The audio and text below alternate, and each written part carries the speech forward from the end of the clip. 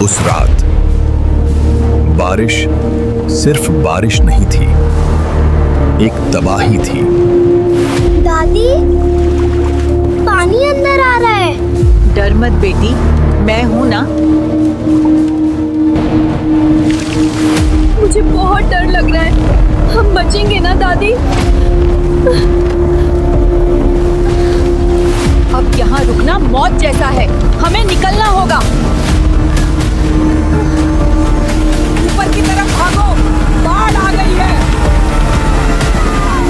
मुझे नहीं पता था, ये सिर्फ शुरुआत थी। दादी, पानी बहुत तेज है, मेरे पैर फिसल रहे हैं। मेरा हाथ कसकर पकड़, धीरे धीरे चल, कुछ नहीं होगा।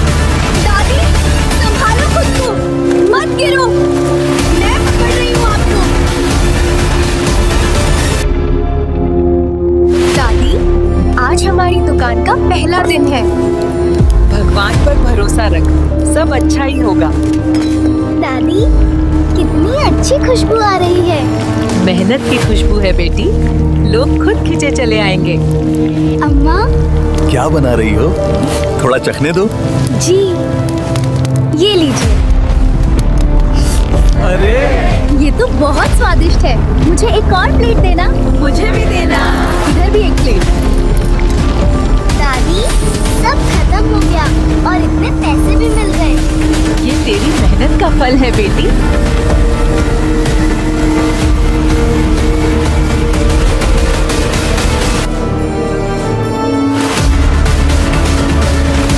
काल सभी के घरों के ऊपर मंडरा रहा था।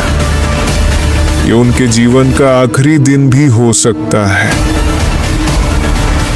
आखिर क्या हुआ इस भयानक बाढ़ के बाद? बरसात का मौसम हर साल आता था, लेकिन इस बार जैसे आसमान ने कसम खा ली थी, रुकने की नहीं। छोटे से गांव सोनगढ़ के ऊपर काले बादल कई दिनों से छाए हुए थे। हवा में अजीब सी बेचैनी थी, जैसे कोई बड़ा तूफान आने वाला हो। पहले हल्की बारिश शुरू हुई, फिर धीरे धीरे बूंदें तेज हो गईं, और फिर एक ऐसा दिन आया जब पानी ने रुकना ही बंद कर दिया। दिन रात बस बारिश। गांव के चारों तरफ की मिट्टी की पगडंडियां कीचड़ में बदल चुकी थी। खेतों में खड़ी फसल पानी में डूब चुकी थी। तालाब, जो कभी गांव की जान था, अब उफनती हुई नदी जैसा लग रहा था। इसी गांव के किनारे एक टूटी फूटी सी झोपड़ी थी, जिसके अंदर रहती थी राधा।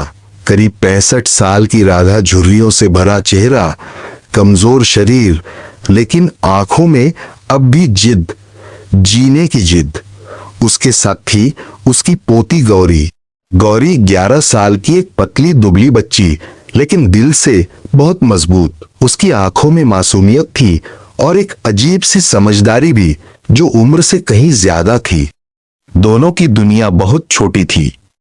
कुछ बकरियां, एक पुराना चूल्हा और पास के तालाब से मिलने वाली मछलियां, बस यही उनका जीवन था। 3 दिन से बारिश लगातार हो रही थी।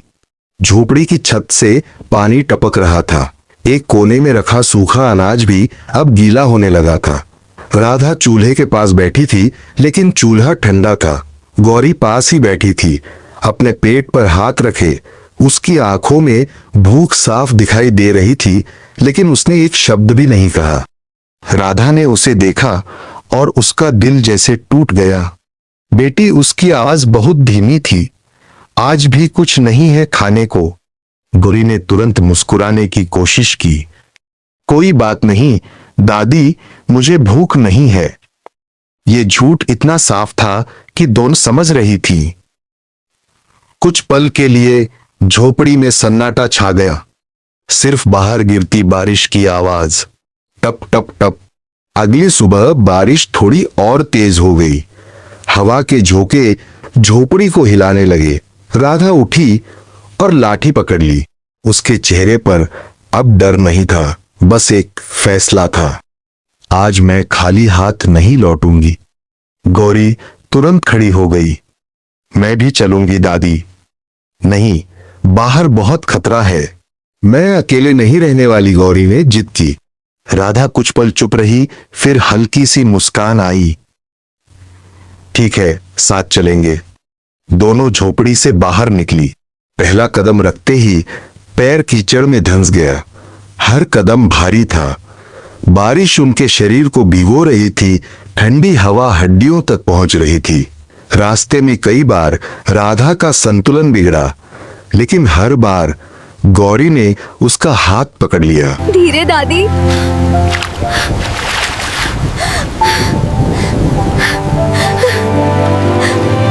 ये सुनकर राधा की आंखें भर आई, लेकिन उसने कुछ नहीं कहा।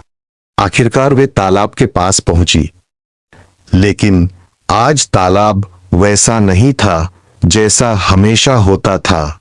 पानी किनारों से बाहर बह रहा था। लहरें तेज थीं और पानी मटमैला। दादी, आज तो बहुत खतरनाक लग रहा है। गौरी डर गई।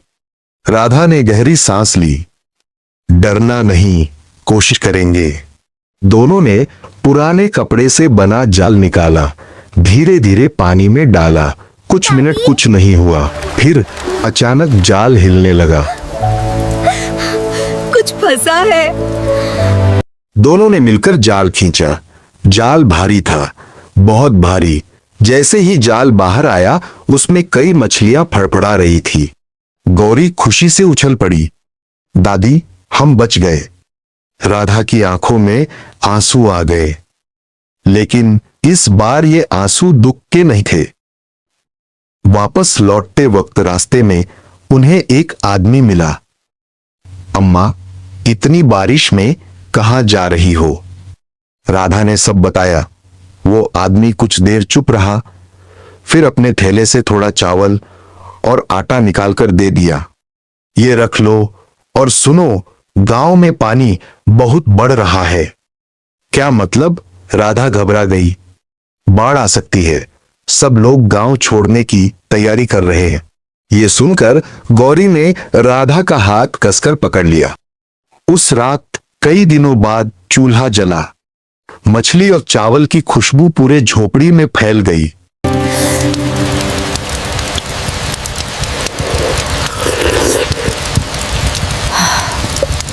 राधा ने गौरी को अपने पास सुलाया। बेटी, हां दादी, अगर हमें ये घर छोड़ना पड़े तो डरना मत। गौरी ने तुरंत उसे कसकर पकड़ लिया। मैं कहीं नहीं जाऊंगी, आपको छोड़कर नहीं। हम साथ रहेंगे, राधा ने कहा। बाहर बारिश अब भी जारी थी और अंदर एक अनजान कल का डर।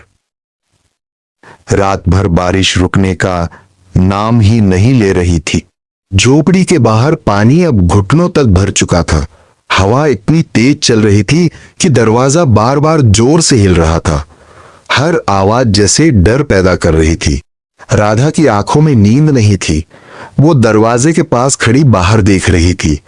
अंधेरा, पानी और अनिश्चितता। हे भगवान, अब क्या होगा? उसने धीरे से कहा। उधर गौरी उसकी धोती पकड़े बैठी थी। दादी, हम बच जाएंगे ना? उसकी आवाज कांप रही थी। राधा तुरंत मुड़ी, उसके पास आई और उसे सीने से लगा लिया। जब तक हम साथ हैं, हमें कोई कुछ नहीं कर सकता। लेकिन इस बार उसके शब्दों में उतना भरोसा नहीं था जितना पहले था। सुबह होने से पहले ही पानी झोपड़ी के अंदर घुसने लगा। पहले थोड़ा, फिर धीरे धीरे बढ़ता गया। कोने में रखा सामान भीग गया। चूल्हा पानी में डूब गया। बकरियां घबराकर मिमियाने लगी। गौरी तुरंत उनके पास गई। डरो मत, हम हैं ना? लेकिन उसकी खुद की आंखों में डर साफ था। राधा ने एक गहरी सांस ली। अब फैसला लेने का समय आ चुका था। अब हमें यहाँ से निकलना होगा। राधा ने जल्दी जल्दी एक पुराना कपड़ा उठाया, उसमें थोड़ा आटा, एक बर्तन और कुछ जरूरी चीजें बांध दी। गौरी ने बकरियों की रस्सी पकड़ी। दोनों दरवाजे पर खड़ी हुई। एक पल के लिए दोनों ने पीछे मुड़कर अपने घर को देखा। वही झोपड़ी जहां उन्होंने अपनी पूरी जिंदगी बिताई थी, अब पानी में डूब रही थी। गौरी की आंखों से आंसू निकल आए। दादी, हमारा घर। राधा ने उसकी पीठ पर हाथ रखा। घर दीवारों से नहीं बनता, बेटी साथ से बनता है। दोनों पानी में उतर गईं। पानी ठंडा था और बहाव तेज। हर कदम संभल कर रखना पड़ रहा था। थोड़ी दूर जाने के बाद उन्होंने देखा गांव के बाकी लोग भी निकल रहे थे। कोई अपने बच्चों को गोद में लिए भाग रहा था, कोई सिर पर सामान रखे। हर किसी के चेहरे पर डर साफ दिख रहा था। एक आदमी चिल्लाया, ऊपर टीले की तरफ चलो, वहीं सुरक्षित है। सब उसी दिशा में बढ़ने लगे। रास्ता बहुत खराब था, कीचड़, गड्ढे और बहता पानी। अचानक राधा का पैर फिसला। दादी, गौरी जोर से चिल्लाई। राधा पानी में गिर गई। तेज बहाव उसे खींचने लगा। गौरी घबरा गई, लेकिन उसने हिम्मत नहीं हारी। वो तुरंत आगे बढ़ी और राधा का हाथ पकड़ लिया। दादी, पकड़ो मुझे। राधा ने पूरी ताकत से उसका हाथ थाम लिया। कुछ पल के लिए ऐसा लगा जैसे वो बह जाएंगी, लेकिन गौरी ने पूरी ताकत लगाकर उन्हें खींच लिया। दोनों जमीन पर गिर पड़ी। सांसें तेज, दिल जोर से धड़क रहा था। तूने मेरी जान बचाई, राधा ने कांपते हुए कहा। गौरी रो पड़ी। मैं आपको कुछ नहीं होने दूंगी। दोपहर तक वे बहुत दूर आ चुकी थी, लेकिन अब दोनों की ताकत जवाब दे रही थी। भूख, थकान और डर। एक बड़े पेड़ के नीचे कुछ लोग बैठे थे। सबने वहीं थोड़ी देर आराम करने का फैसला किया। राधा ने अपना पोटली खोली। थोड़ा सा आटा बचा था। गौरी ने आसपास से कुछ सूखी टहनियां इकट्ठी की। किसी तरह आग जलाई गई। छोटी छोटी रोटियां बनाई गईं। सबने थोड़ा थोड़ा खाया। पास बैठे एक परिवार ने भी उन्हें थोड़ा पानी दिया। उस मुश्किल वक्त में सब एक दूसरे का सहारा बन गए थे। राधा ने धीरे से कहा, देखा बेटी, इंसानियत अभी जिंदा है। गौरी ने सिर हिलाया। हाँ दादी, अगर लोग ऐसे ही साथ रहे तो कोई डर नहीं। थोड़ी देर आराम के बाद सब फिर से चल पड़े। अब रास्ता और कठिन हो गया था। कहीं घुटनों तक पानी, कहीं पत्थरों पर संतुलन बनाकर चलना। हर कदम पर खतरा। लेकिन तभी दूर एक ऊंचा टीला नजर आया। किसी ने जोर से चिल्लाया, वो देखो, हम पहुंचने वाले हैं। सबके चेहरे पर उम्मीद की चमक आ गई। गौरी ने बकरियों को थोड़ा और तेजी से खींचा। राधा ने अपनी आखिरी ताकत जुटाई। शाम होते होते वे उस टीले पर पहुंच गए। वहां पहले से कुछ लोग मौजूद थे। कुछ ने छोटी छोटी झोपड़ियां बना ली थी, कुछ अभी भी जगह ढूंढ रहे थे। राधा और गौरी भी एक कोने में बैठ गईं, थकी हुई लेकिन सुरक्षित। गौरी ने आसमान की तरफ देखा। बारिश अब हल्की हो चुकी थी। दादी, हम बच गए ना? उसने धीरे से पूछा। राधा ने मुस्कुराकर उसका हाथ पकड़ा। हाँ बेटी, हम बच गए। रात आ गई। ना बिस्तर था, ना ठीक से खाना, लेकिन फिर भी दिल में सुकून था। कुछ देर बाद गौरी ने पूछा, दादी, अब हम रहेंगे कहां? राधा कुछ देर चुप रही, फिर बोली, यहीं जहां सब है, यहीं से नई शुरुआत करेंगे। रात किसी तरह बीत गई। ना ठीक से सोने की जगह, ना शरीर को आराम, लेकिन फिर भी एक सुकून था। आज वो जिंदा थी। सुबह की हल्की धूप बादलों के बीच से झांक रही थी। कई दिनों बाद पहली बार आसमान थोड़ा साफ दिखा। गौरी ने आंखें खोली और चारों तरफ देखा। हर जगह लोग थे, थके हुए, टूटे हुए, लेकिन जिंदा। कुछ लोग अपने लिए जगह बना रहे थे। कोई लकड़ियां इकट्ठी कर रहा था तो कोई अपने बच्चों को संभाल रहा था। जिंदगी धीरे धीरे फिर से शुरू हो रही थी। राधा उठी और आसपास नजर दौड़ाई। गौरी, हमें भी अब अपना ठिकाना बनाना होगा। गौरी ने तुरंत सिर हिलाया। हाँ दादी, हम भी बना लेंगे। दोनों पास की झाड़ियों की तरफ बढ़ी। जमीन अब भी गीली थी, हर कदम पर फिसलन। गौरी झाड़ियों को पकड़ती और राधा धीरे धीरे उन्हें काटती। कुछ देर में उन्होंने टहनियां, लकड़ियां और सूखी घास इकट्ठा कर ली। ये काफी होगा? गौरी ने पूछा। राधा ने मुस्कुराकर कहा, हमारा घर बड़ा नहीं, मजबूत होना चाहिए।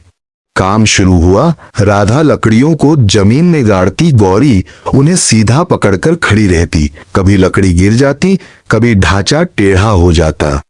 राधा भी हल्का मुस्कुरा दी, कोई बात नहीं, गिरता वही है जो उठता है। धीरे धीरे लकड़ियों का एक छोटा सा ढांचा खड़ा हो गया। अब बारी थी छत की। गौरी ने सूखी घास और पत्ते लाकर ऊपर फैलाए।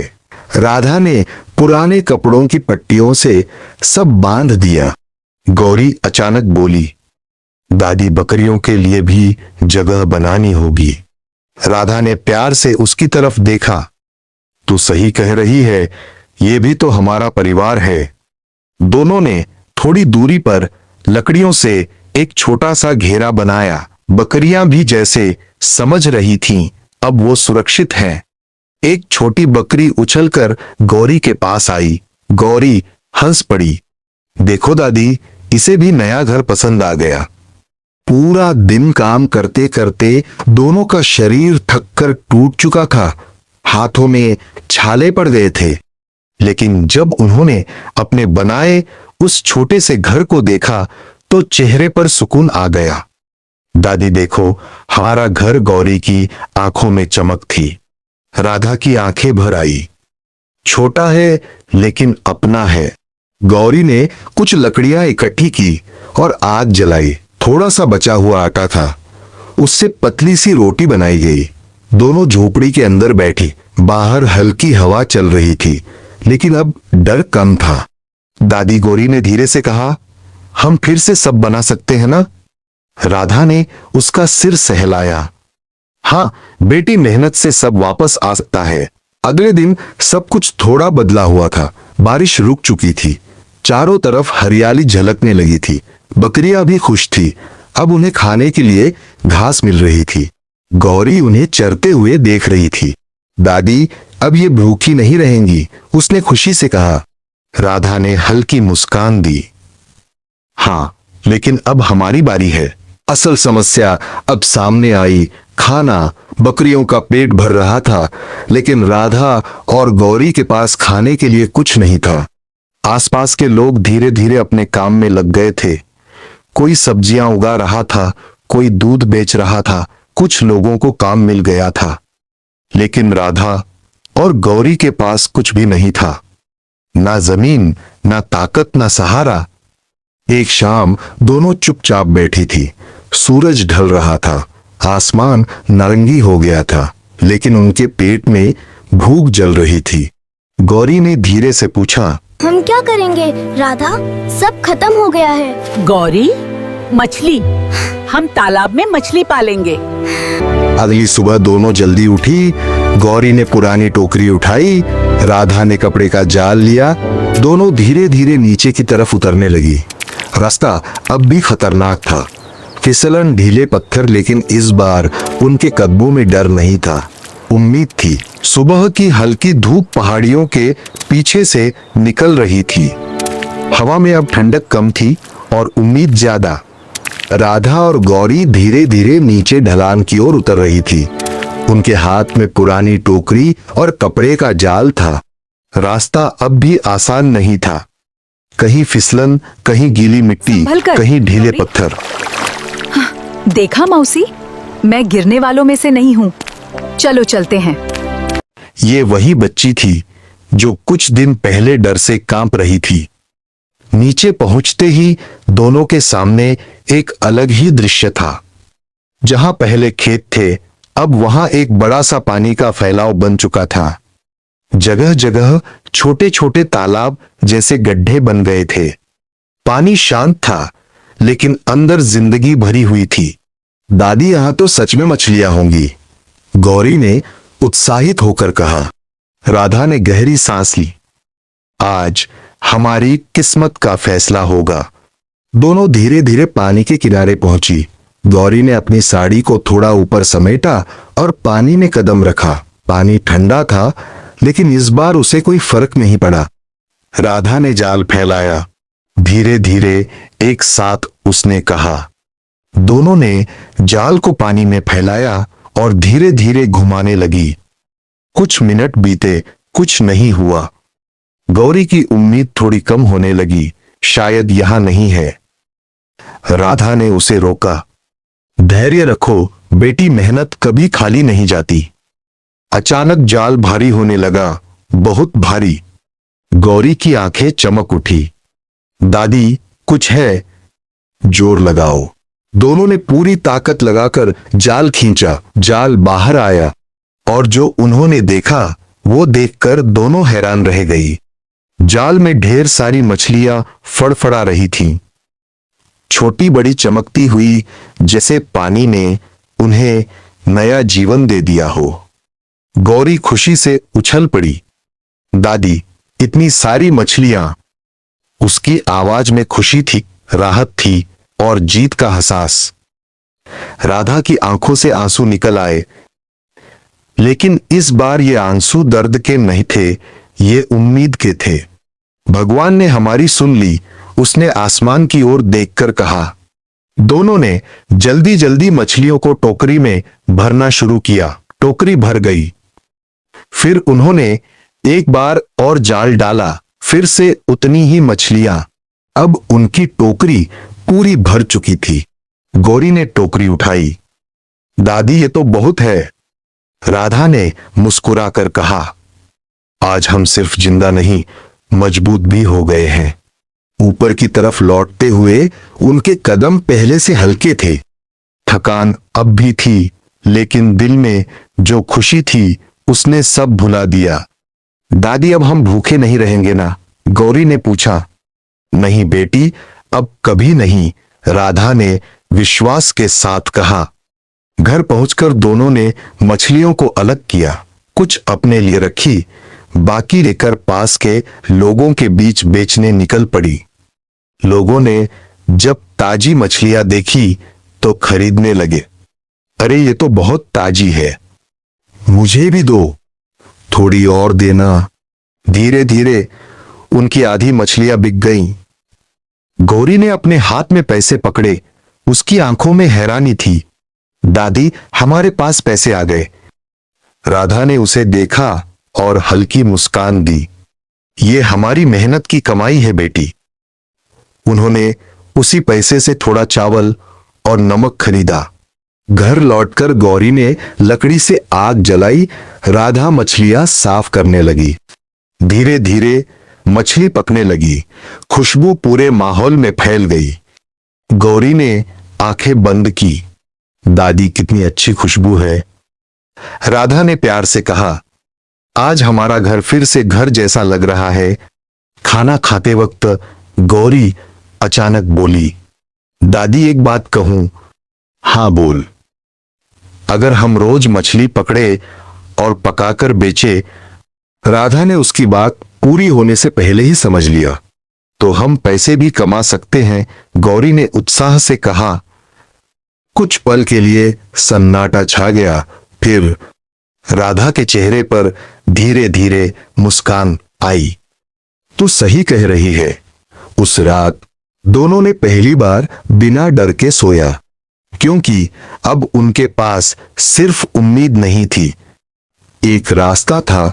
सूरज की हल्की किरणें जब पहाड़ी पर पड़ी तो ऐसा लगा जैसे एक नई शुरुआत उनका इंतजार कर रही हो। गौरी सबसे पहले उठी। उसकी आंखों में अब डर नहीं बल्कि एक चमक थी। दादी, उठो ना, आज हमें काम शुरू करना है, उसने उत्साह से कहा। राधा ने आंखें खोली और मुस्कुरा दी। इतनी जल्दी बड़ी हो गई तू? दोनों फिर से नीचे पानी की ओर गई। अब ये उनका रोज का काम बन चुका था, जाल डालना, इंतजार करना और फिर मछलियां पकड़ना। हर दिन कभी ज्यादा कभी कम, लेकिन अब उनके हाथ खाली नहीं लौटते थे। गौरी ने धीरे धीरे सब सीख लिया था, कहाँ जाल डालना है, कब खींचना है, कैसे पकड़ना है। राधा उसे देखती और गर्व महसूस करती। उस दिन जब वे मछलियां लेकर लौटी, गौरी ने कहा, दादी, आज हम सिर्फ बेचेंगे नहीं, तो आज हम बनाकर बेचेंगे। राधा कुछ पल सोच में पड़ गई। अगर किसी ने नहीं खरीदा तो? गौरी मुस्कुराई। कोशिश तो करनी पड़ेगी ना। दोनों ने अपने छोटे से घर के बाहर एक कोना साफ किया, कुछ ईंटें जमा की और एक छोटा सा चूल्हा बनाया। पास में एक पुरानी लकड़ी का तख्ता रखा, वही उनका ठेला था। राधा मछली साफ करने लगी। दादी, आज हमारी दुकान का पहला दिन है। भगवान पर भरोसा रख, सब अच्छा ही होगा। दादी, कितनी अच्छी खुशबू आ रही है। मेहनत की खुशबू है बेटी, लोग खुद खींचे चले आएंगे। कुछ लोग उनके पास आकर खड़े हो गए। एक आदमी बोला, अम्मा क्या बना रही हो? अम्मा क्या बना रही हो? थोड़ा चखने दो। जी, ये लीजिए। अरे ये तो बहुत स्वादिष्ट है। मुझे एक और प्लेट देना। मुझे भी देना। इधर भी एक प्लेट। दादी, सब खत्म हो गया और इतने पैसे भी मिल गए। ये तेरी मेहनत का फल है बेटी। अब ये उनका रोज का काम बन गया। सुबह मछली पकड़ना, दोपहर में पकाना और शाम तक बेचना। हर दिन उनका ठेला थोड़ा और मशहूर होने लगा। लोग दूर से आने लगे। हर कहानी में मुश्किलें खत्म नहीं होती। एक दिन कुछ लोग उनके पास आए। ये जगह हमारी है, यहाँ ठेला लगाने का पैसा देना पड़ेगा। गौरी डर गई। राधा ने शांत होकर पूछा, कितना? उन्होंने बड़ी रकम बता दी। गौरी धीरे से बोली, दादी, इतना पैसा हमारे पास नहीं है। राधा कुछ देर चुप रही, फिर बोली, हम मेहनत से कमाते हैं, किसी से डरेंगे नहीं।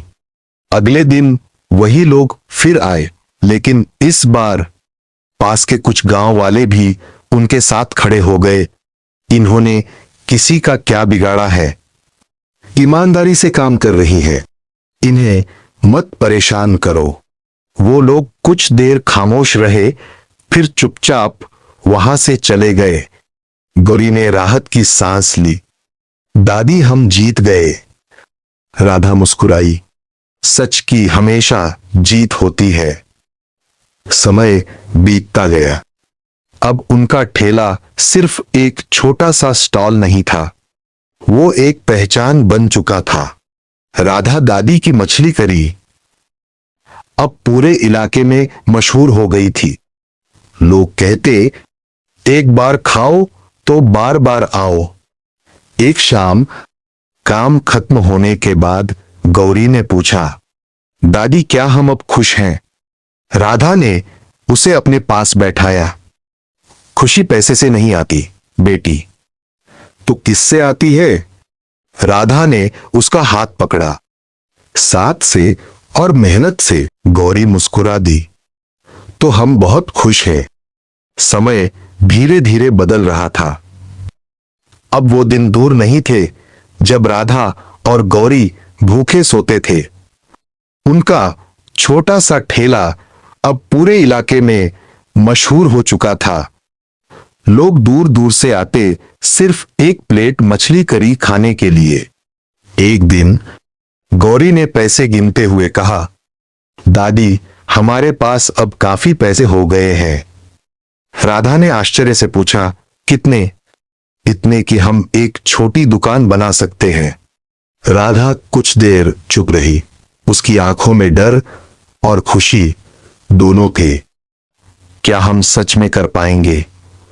उसने धीमे से पूछा। गौरी मुस्कुराई। जब हमने बाढ़ से लड़ लिया तो ये क्या मुश्किल है। अगले कुछ दिनों तक दोनों ने मिलकर मेहनत की।